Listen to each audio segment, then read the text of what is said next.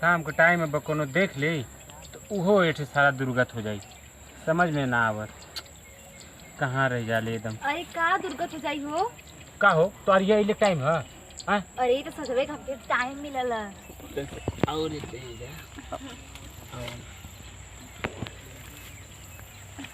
करे पतोहिया जी का कथी रे का कथी रे? कुछ ना हमारे घर में दिनों तहन गले तो सारे यही मजा आवत वाले मोरे घरे बोल। नहीं चाचा नहीं ना तू बहुत अपने मन का वो तो मुझे लाइन मात्र तौर पर तो यार लाइन मार तो भर करो तो मोर कर तो ससुर हम बाबा हम मना जेबू। अरे तो हमारा लड़का चल गल परदेश चल गल है तो ना के वो कर रखवार है। चला जा चाचा हम आपको इदाब ना करब ऐसा ना करब हम भरसा को के घर में से ना निकाल देला कि कतो जो खेते बाड़ी। चाचा हम आपको इदाब ना करब जो अब कबो ना करब।